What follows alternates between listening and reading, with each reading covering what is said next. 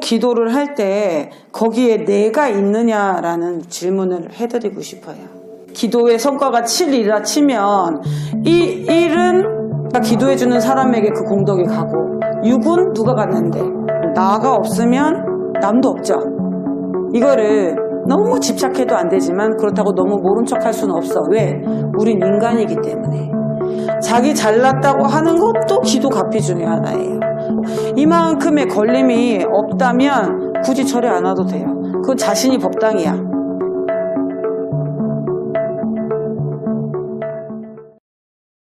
오늘 이제 7월 7석이 왔어요. 오늘 7월 7석이 왜 중요할지 생각해 보셨어요?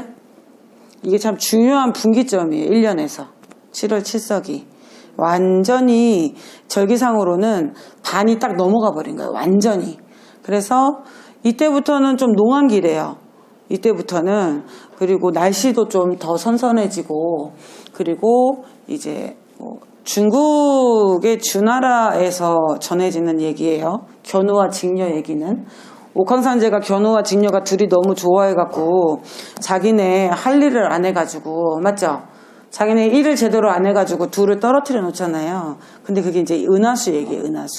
은하수가 오늘 쫙 흐르면서 만나거든요. 그럼 오늘 뭐 해요? 까치와 까마귀가 견우 직녀 만나게 해주죠. 그죠? 네, 머리가 다 빠지도록 밟는다 이러는데 뭐 잘 생각을 해봐야 돼요.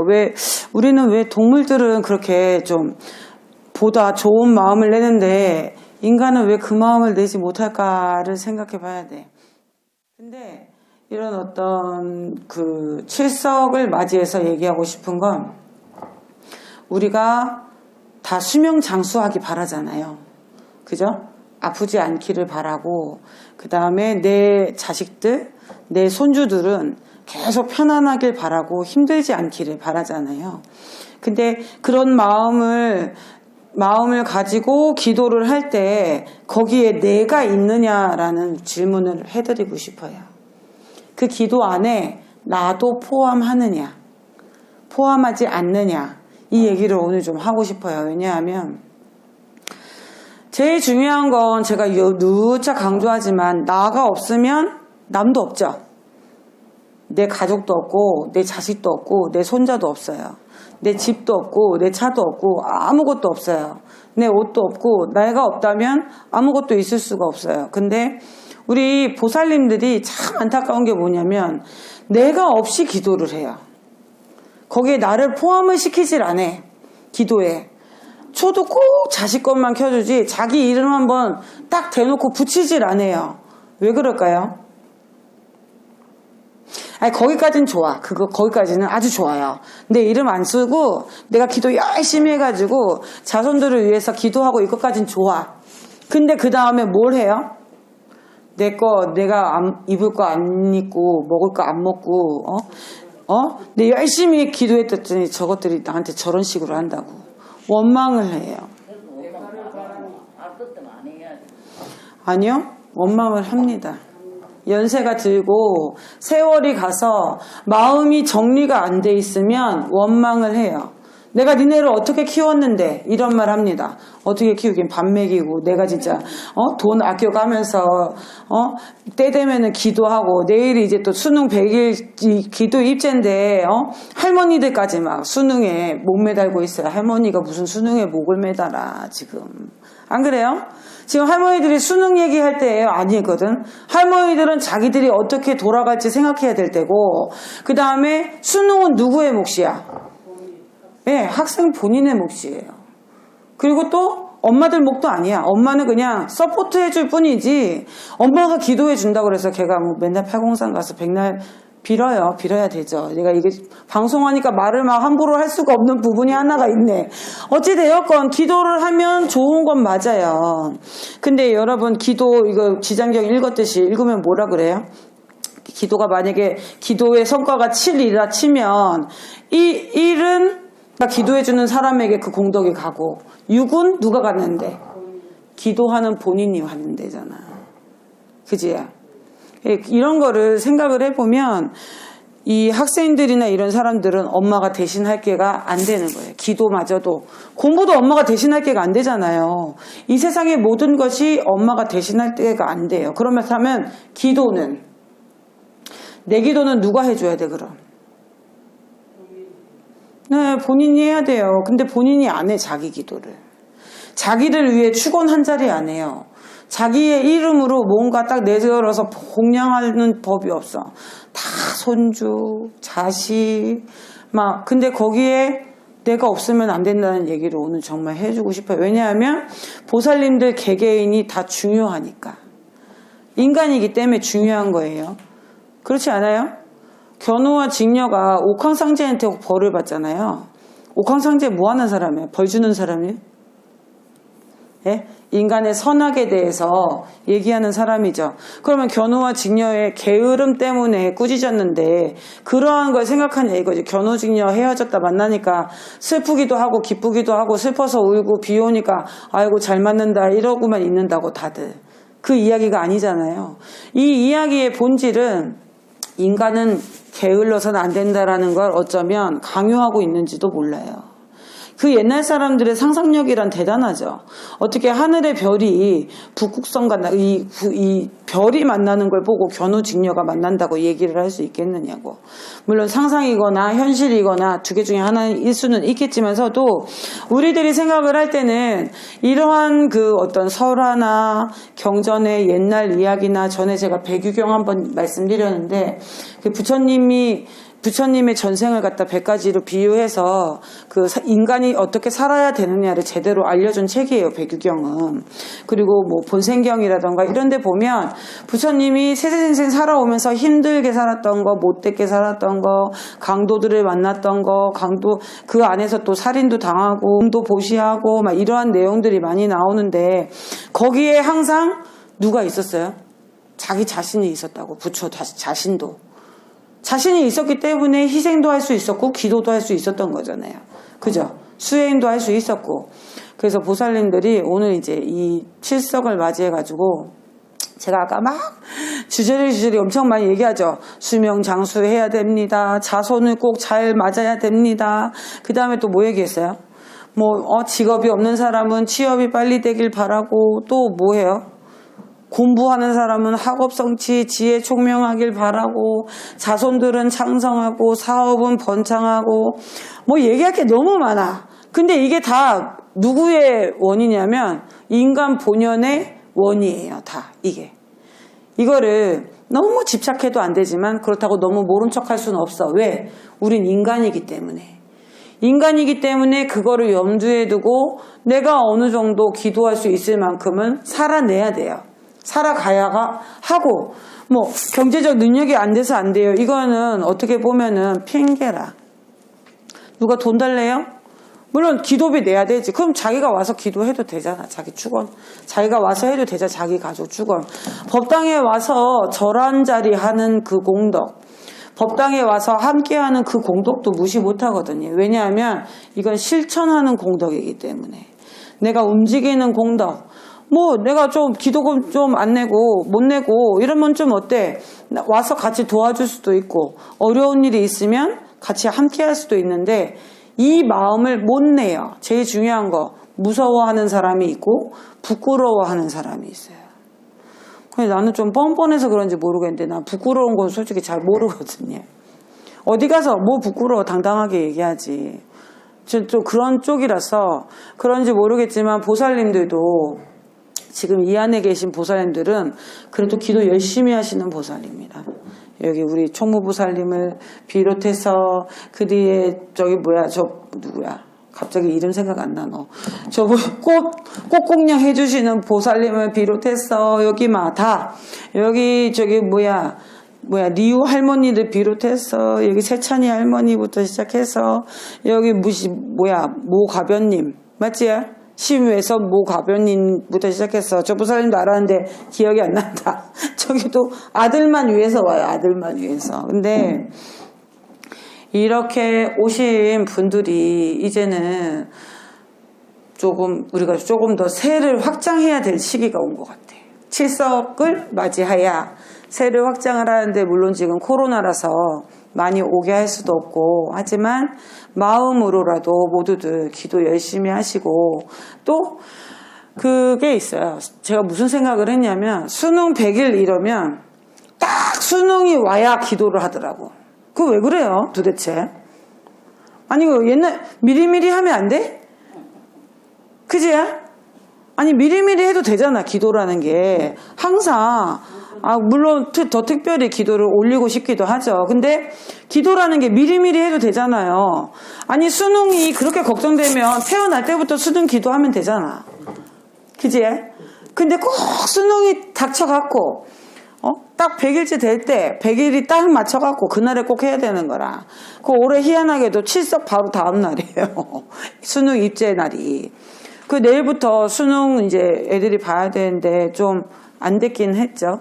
올해 이제 코로나 때문에 학교도 제대로 못 가고 막 안 됐긴 했지만 좀 미리 얘기하고 싶은 건 기도라는 것도 공짜 기도가 없어요. 공짜 기도. 왜냐하면 그 기도의 가피를 여기 계신 분은 아마 다 얻어봤을 거예요. 내가 이렇게 기도했더니 이런 일이 생기더라. 이렇게 기도했더니 이런 꿈을 꿨는데 이런 일이 생기더라. 이게 다 가피거든요. 근데 뭐 자기 잘나서 됐다고 하는 사람도 있겠지만 자기 잘났다고 하는 것도 기도 가피 중에 하나예요. 그런 마음을 가질 수 있는 것도. 왜냐하면 당당하게 기도했다는 소리거든. 그래서 칠석을 맞이해서 제가 말씀드리고 싶은 건 이제는 막 하도 기도하라고 말을 해서 귀에 딱정이가 앉을 정도일 거예요. 기도가 정말 중요하다라는 걸 아무리 얘기해도 나는 아무리 강조해도 그거는 모자르다고 생각을 하거든. 강조를 해도 기도라는 게 안 할 수 없는 거고. 그러면 이런 얘기 하고 싶어요.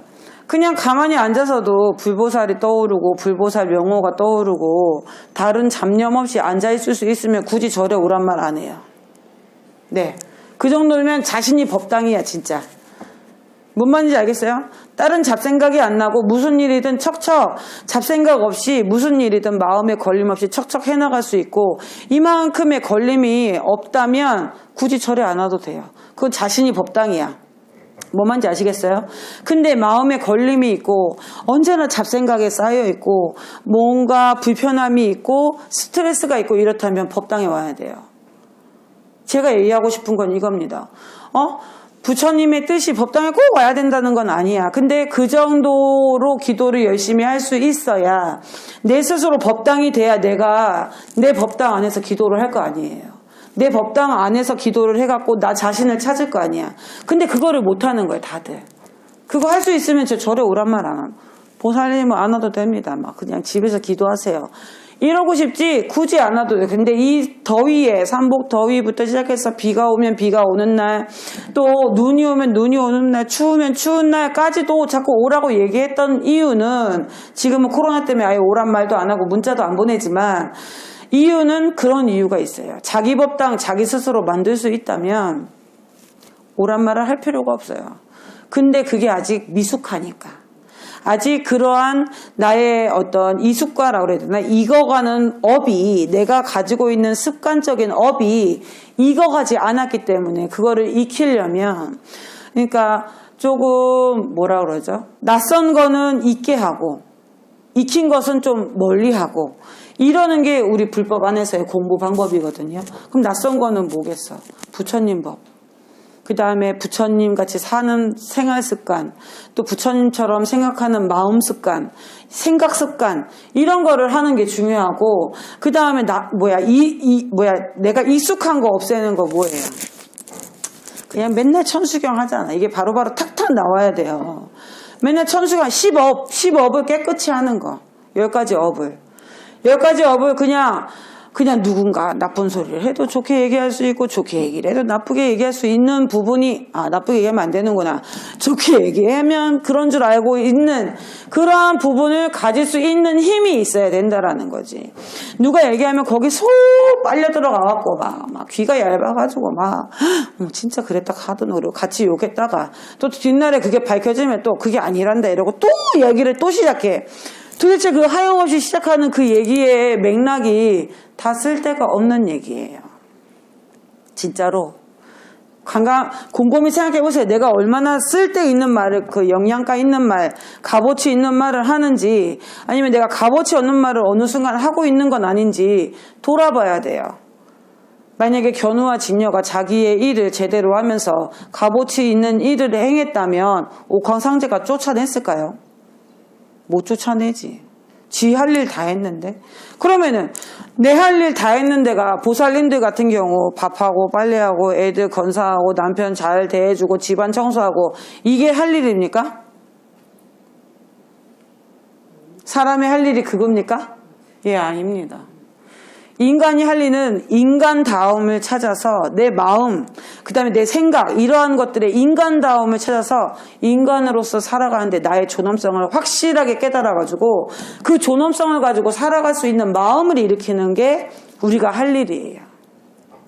그 할 일을 다해 마친 사람이 부처님이고, 부처님이 다해 마쳤기 때문에 그걸 알려주려고 49년간 설법을 하잖아요. 그래서 설법한 거예요. 고민하죠. 부처님 깨닫고 나서. 우리 불교대에 다니신 분들은 알 거야. 그지? 고민하죠. 우리 총무보살님, 부처님 고민하잖아. 그지? 이 어려운 법을 내가 얘기를 해줘야 되나 말아야 되나, 이대로 열반할까 아니면은 내가 이거를 법을 펼쳐야 될까 고민 엄청 많이 합니다. 왜 고민하겠어?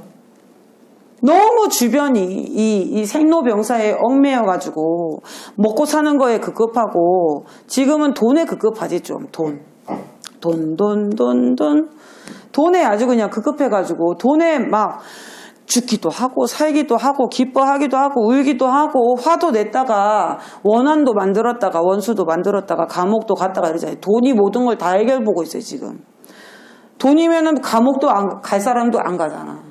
심지어 정치권도 움직이죠. 시민들까지 움직이죠. 돈이면. 그치? 돈이면 안 되는 게 없어요. 근데 그 돈을 우리는 어떻게 인간답게 유용하게 쓸 수 있겠냐 이거야. 그럼 인간답게 유용하게 쓰려면 내 마음이 어때야 돼? 내가 인간이 먼저 돼야 될 거 아니에요. 인간이 먼저 된다는 게 뭐냐고 도대체. 그죠? 인간이 먼저 되는 건 일단 악업에 대해 얽매이지 않아야 돼. 그게 선업이 됐을까? 이게 얽매이지 않는다는 건 내가 악업을 막 지으면서도 그래? 이게 괜찮아. 이런 얽매이지 않는다는 얘기가 아니고, 내가 선업을 행해도 그게 선업인지 모르고 행할 수 있을 정도의 습이 내 몸에 들어야 된다는 얘기입니다. 그래서 누가 굳이 얘기하지 않아도 내가 하는 일은 다 선업이 돼버려. 이 정도가 돼야 얽매이지 않는다는 얘기를 하는 거예요. 그게 악업을 지었는데도 불구하고 그거 나는 거기에 얽매이지 않아, 이 얘기가 아니라 언제고 선하게 움직이는 준비가 되어 있는 인간이기 때문에 그 인간들은 그거에 대해서 얽매이지 않는다는 소리예요. 어떠한 나쁜 말에도 좋은 말에도 흔들리지 않아. 자기 심지가 굳기 때문에, 자기 심지, 어떤 인간의 존엄성을 가진 심지가 굳건하기 때문에 그런 말에 흔들리지 않아요. 그 정도 돼야 나는 업에 휘둘리지 않는다라고 얘기할 수 있는 거예요. 그죠? 부처님도 많은 그 일이 있었잖아. 말 먹이도 드셨었잖아요. 먹을 게 없어가지고 그 많은 대중을 데리고 발도 아팠고 결국에는 말린 돼지고기 상한 거 드시고 돌아가셨다는데, 그것도 어쩔 수 없는 거잖아요. 마지막 공양을 한 사람을 원망했겠어요? 부처님 원망했겠냐고. 얽매이지 않는 거예요. 원망할 필요가 없는 거예요. 이미 다 아셨겠지, 그제? 나는 알고도 드셨다는 생각이 들거든. 어떻게 그 상한 돼지고기를 먹는데 이게 미감에 안 느껴지겠어요, 그죠? 알고도 드신 거지. 때를 아는 거지. 그래, 왜 열애는 때를 안다잖아요. 이러한 때 저러한 때, 어떠한 때, 내가 어떻게 움직여야 할 때, 이런 때를 아는 것, 이것도 인간적인 거잖아요.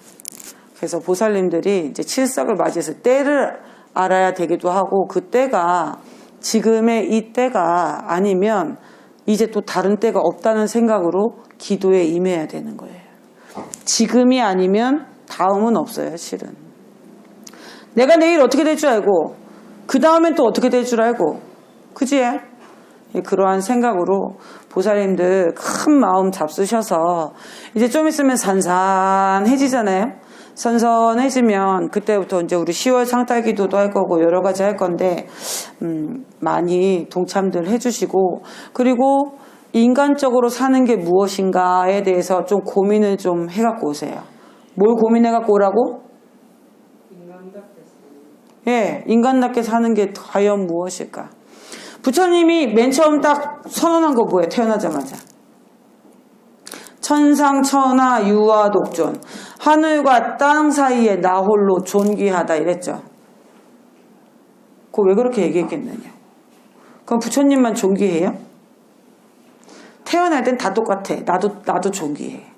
이거 뭐 다 존귀해. 각자 다 그럴 수 있었는데 우리는 부처님의 일대기를 보니까 그런 줄 아는 거예요. 우리 애기를 태어날 때 앙 하고 태어나잖아. 그때 이미 자기도 그런 선언하는 거랑 마찬가지예요. 그랬을 때 그 다음을 어떻게 살아나가느냐지. 그거를 이끌어주는 게 부모고, 또 그 부분을 이끌어주고 가르쳐주는 게 부모고, 그렇게 해서 그게 대대손손 문화가 이어져서 아이들까지 살아갈 수 있는. 그래서 우리가 아까 축원하듯이 자손이 만대로 복이 유전해서 창성하기를 발언합니다. 아까 그 기도했잖아. 오늘 치성님께 기도한 내용이 그겁니다. 근데 그냥 그 자손이 그냥 창성하는 게 아니라 정말 인간다운 삶으로 창성할 수 있도록. 그지? 인간들이 살아야 될 거 아니야, 앞으로도. 그냥 아무나 죽이고 묻지마 살인이나 묻지마 폭행 지금 엄청 많죠? 이런 인간으로 살게 해서는 안 되잖아요. 이거를 집에서부터 차근차근히. 그래서 크게는 지금 보살님들부터. 그리고 나면 그 아래에 며느리, 그 다음에 아들, 그 다음에 또 그 아래는 손자, 이렇게 점점 나의 몇 대까지도 이런 문화가 전해질 수 있도록. 어떤 문화? 인간답게 바르게 살 수 있는 인간 존엄성을 가지고 살아서 그 존엄성 때문에 다른 인간까지도 존중할 수 있는 마음을 길러주는 거. 이 기도를 지금부터 하셨으면 합니다. 예, 오늘 기도하시느라고 고생하셨고요. 오늘도 마찬가지로 찰밥을 준비했습니다. 같이 식사할 수 있는 날이 빨리 오기를 바라고, 그리고 이제 여기 과일이랑 오늘 딱 명수가 복숭아 개수랑 딱 맞는 것 같아. 복숭아 하나씩 이어가시고요. 조금 익혀야 된대요. 급하게 사서. 그래서 이렇게 좀 복숭아 하나씩 넣어가시고 사과 하나씩 넣어가시고, 그래서 오늘 이렇게 법회를 마치도록 하겠습니다. 항상 행복하기를 발언합니다. 성불하십시오.